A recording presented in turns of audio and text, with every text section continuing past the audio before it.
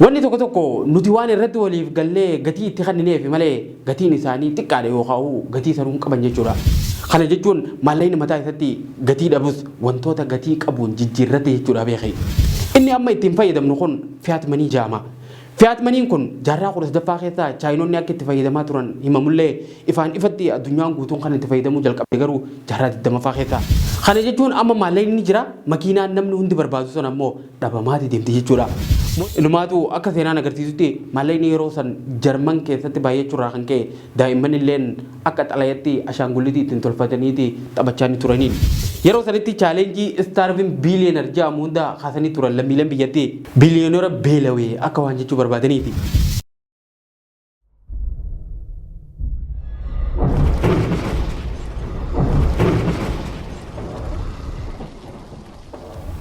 Akkam jirtan kabajamtoota hordoftoota Forex Entertainment kun qophii keenya qaroomaa fi guddina addunyaan teenya keessa dabartee fi fuuldura ammoo itti imalaa jirtu funaanee isiniin gahu qophii uuda qaroominaati. Qophii keenya irraatiinis maallaqni biyyoota garaagaraa ittiin fayyadamtuu fi waan barbaanneen ittiin bitannu kun teknooloojii akkamiitiin akka hojjetamu bal'inaan waliin ilaalla. Qopheessee dhiyeessaan qophichaa Ambirraa Jamaalii hanga dhumatti nu faana turan nafeerraa teenya kabajaati.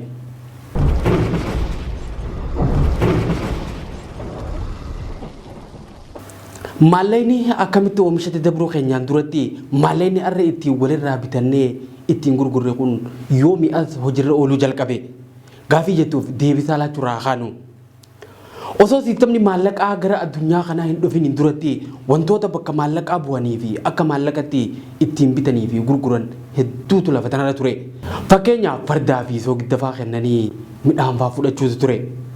Qorannoon tokko akka ibsutti ilmi namaa maallaqatti fayyadamuu kan jalqabe dhaloota Kiristoosiin dura waggaa 600 jalqabeeti. Maallaqni yeroo san tures warqii fi meetarraa kan hojjetame akka ta'etu himama. Gaafiin biraa tan namoonni hedduun kaasan maaliif biyyi takka maallaqa hanga barbaadde tolfattee yookaan maxxanfattee akka barbaaddetti ittiin hin gargaaramne. Rakkataa isaanii gargaaranii kan beelee hin nyaachifne gaafiin jettu gaafii namoota hedduuti. Gaafileen kunneen namoota waa'ee diinagdee barataniif gaafii salphaa fakkaachuudha mala. Garuu namoonni hedduun deebisaa gaafii kanaatti barbaadan. Google Search irratti gaafileen kunneen yeroo miiliyoona 55 ol barbaadamanii turan. Kanaafuu gaafiin kun gaafii namoonni hedduun deebisaa isaa barbaadan jechuudha. San duratti garuu gaafii barbaachisaa deebisaa barbaadu fakkaatu jira. Maallaqni maali?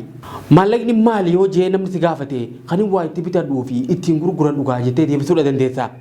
Dhugaadha deebisaan kee dogongora tokkollee hin qabu garuu karaa biraatiin babal'ifnee yeroo ibsinu maallaqa jechuun waan mataa isaatti gatii tokkollee hin qabne jechuudha. Kana jechuun wantoonni maallaqaan binnee fayyadamnu hedduun gatii mataa isaaniitti qaban. Haa ta'u malee maallaqni mataa isaatti waan gatii hin qabne ta'ullee wantoota gatii qabaniin jijjiiruudha dandeenya. Fakkeenyaaf maallaqa yoo keeshaa qabaattee ittiin nyaachuu, ittiin uffachuu fi waan feeteen bitachuudha dandeessa. Kana jechuun maallaqni mataa isaatti gatii dhabus wantoota gatii qabuun jijjiirrate jechuudha beekee. Maallaqni gatii mataa isaa akka hin qabne sirriitti ibsuudhaaf fakkeenyi biraa maallaqa hedduu borsaa guutuu qabattee osoo dooniin imalaa jirtu galaana walakkaa odola jirurra akkuma geesseen yoo dooniin si jalaa badde kophaa kee maallaqa qofa qabattee faayidaan inni siif kennu maalime? Lafa namni irra hin jiraanne hawaa irratti hin gurguramnee fi irraa hin bitamne maallaqni gatii mataa isaa ni qaba? Hin qabu. Gara biraatiin odola bishaan jidduu jiru kanarraa maallaqa dila kana qabattee osoo jirtu roobaa fi aduun sitti buutee beelaa fi dheebuun yoo sitti hammaatte maallaqni humaatiif hin godhu. Garuu osuma galaana kana cinaa deddeemtu muuzaa fi firii mukkeenii garaagaraa yoo argattee murtee nyaatte osoo maallaqatti naajamin beela baatee rakkoo furatte jechuudha. Kanaafuu maallaqni bakka wanni inni bitu hin jirretti vaaliyuun isaa hin jiru jechuudha. Wanni tokko nuti waan irratti waliif gallee gatii itti kennineef malee gatiin isaanii xiqqaadha yookaan gatii sanuun qaban jechuudha. Gara gaafii jalqaba kaafnetti yeroo deebinu maallaqni akka irraa kanatti bifa xalayaatiin maxxanfamee ittiin tajaajilamuu dura akkam ture yookaan akkamitti namoonni bittaa fi gurgurtaa gaggeessaa turan. Dur osoo siistemni maallaqaa irraa kun hin jalqabin dura koomodiitii manii waan jedhamutu ture. Kana jechuun meeshaalee akka maallaqatti fayyadaniin bittaa fi gurgurtaa gaggeessuu jechuudha. Wantoota akka soogiddaa, fardaa, meeshaalee waraanaa, midhaan tokko fi albidoota garaagaraa akka maallaqatti dhimma ittiin bahamaa ture jechuudha. Fakkeenyaaf farda kennanii midhaan fudhachuu, soogidda kennanii meeshaa waraanaatiin jijjiirrachuu akkasumatti midhaan gosa biraa kennanii gosa harkaa qaban addaatiin jijjiirrachuu faasu ture. Siistamni daldalaa fi jireenyaa kun addunyaa irratti mijaa dhabaa dhufnaan siistama biraatiin bakka buufamuu jalqabe. Innis reprezentaatiiv manii isa jaamuutu jalqabe. Kunis sirna maallaqaa bakka buufamaa jaamuun beekama. Sirna kana keessatti addunyaan kan akka maallaqatti dhimma ittiin bahaa turte warqii yookaan dahaba ture. Namni tokko yoo warqii qabaate gara baankii erga geesseen booda baankiin sanada barreessee laataaf. Namni kun mana baankiirraa dahaba giraama hangana qabaa xalayaa jettu qabatee gabayaa deemee waan barbaadu bitata.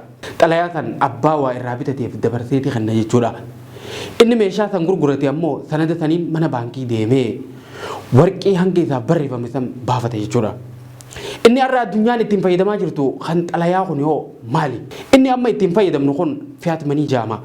Fiat maniin kun jaarraa 19ffaa keessa chaayinoonni akka itti fayyadamaa turan himamullee ifaan ifatti addunyaan guutuun kan itti fayyadamuu jalqabe garuu jaarraa 20ffaa keessa. Fiat kaarensiin akka gatii qabaatuu fi beekamu kan godhe mootummoota biyyoota gurguddatanii yeroo ta'u waliigaltee isaaniitiin maallaqa bifa barbaadaniin xalayaan yookaan sibiila maxxanfataniiti ittiin dhimma bahan jechuudha. Gaafiin biraa kana sitti ka'uu danda'u garuu eega mootummoonni waliif galanii maallaqa maxxanfatanii maaliif maallaqni biyyoota hundaa gatiin isaa walqixa hin taane kan jedhudha. Kana kan murteessu ikoonoomii biyyattiiti. Beezik ikoonomiin akka lafa kaayutti dhiyeessi yeroo dabalee barbaadamiinsi gabayaa ni hir'isa. Gatiin meeshaa saniitis gabbu'a jechuudha. Haaluma kanaan kaarensiin meeshaa sanarratti dhangala'ees gatiin isaa xiqqaataatti deema jechuudha. Kanaafuu hanguma naannowiinsi maallaqaa dabaluun gatiin isaa gabbu'a. Haala kanaan biyyiti biraa maallaqa isaanii yeroo biyya sanitti ergan irraa bitan garaagarummaan gatii kaarensii mul'ata jechuudha. Gara biraatiin ammoo dhiyeessiin meeshaa gurgurtaa yoo xiqqaate barbaadamummaan isaa ni dabala. Gatiin isaatis ni qaalawa jechuudha. Fakkeenyaaf mootummaan miiliyoona dhibba yoo lammiilee biyyattiitiif kenne isaan hundi makiinaa qaqqaalii barbaadan ittiin bitatan makiinaan sun osoo nama hunda waliin geenye magaalarraa dhumti jechuudha. Hanguma namni hedduun barbaaduun ammoo gatiin makiinaa sanii dabalaa deemti. Warshaan makiinaa sanii makiinaa qaalii tana namoonni hedduun ni bitan jee waan hin yaadiniif hanga muraasa qofa oomisheetti lafaa qaba waan ta'eef yeroo takkatti namoota dila kanaaf hojjechuu hin danda'u. Kanaafuu makiinaan duraanuu qaaliidha. Daranuu yeroo muraasa keessatti dachaa hedduudhaan dabaluu danda'a. Kana jechuun amma maallaqni ni jira makiinaan namni hundi barbaadu sun ammoo dhabamaati deemti jechuudha.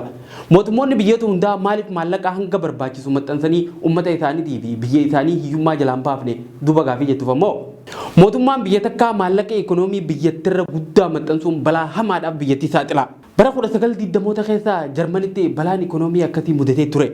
Biyyatti Jarman yeroo rakkoo ikoonoomii keessa seenanitti wanni isaan godhan maallaqa baay'inaan maxxansuudha ture. Inumaatu akka seenaan agarsiisutti maallaqni yeroo san Jarman keessatti baay'achuurraa kan ka'e daa'imman illeen akka xalayatti ashaangullitii ittiin tolfataniiti taphachaa ni turaniin. Dhuma bara 1923 keessa biyya Jarmanitti namoonni yeroo meeshaa bituuf gara gabayaa deeman gaariidhaan baataniiti dhiibaa deemuu turan. Inumaatu hattoonnillee yeroo sanitti maallaqa irraa gannaqaniiti gaarii qofaatanii deemuu ni turan. Maallaqni ba'aa faayidaa hin qabne akka ta'etti waan gabbu'eef jechuudha. Barootuma dhiyoo dabran keessatti bara 2008 keessa biyya Zimbaabeetti wanni ta'e ajaa'iba ture. Infleeshina hamaa keessa dabree qaala'insa jireenyaa sadarkaa hamaa gubbarra ga'anii turan. Noovembar 2008 keessa qaala'insi jireenyaa Zimbaabeetti 6% biliyoona 78 ture. Qaala'insi jireenyaa kan waggaa ammoo parsantii 678 ture. Kun seenaa addunyaa irratti waan takkaa dhagahamee hin beeknedha. Gaafa kun ta'u ammoo mootummaan Zimbaabuwee callisee nootii maallaqaa oomishuudha ture. Wanti ajaa'ibu mootummaan yeroo sanitti doolaara tiriliyoona 100 xalayaa takka irratti maxxansee ture. Xalayaa takka harkatti qabattee tiriliyoona 100 qaba jechuudha dandeessee jechuudha. Yeroo sanitti chaalenjii starving billionaire jedhamu hunda kaasanii turan lammiileen biyyattii biliyoonera beelawee akka waan jechuu barbaadaniiti. Egaa qarshii biliyoonoo qabaattee faxaraan nyaachuuf hin geenye biliyooneerummaan maaltiif gootire?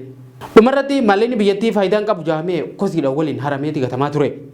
Bakka maallaqa isaanii lammiileen biyyattii yuuroo fi doolaara fayyadamuu jalqabanii turan. Infleeshina kana dura garuu doolaarri Zimbaabuwee tokko doolaara Ameerikaa tokkoo fi saantima 25 ture. Kana jechuun doolaara Ameerikaa irra caaluu ture jechuudha.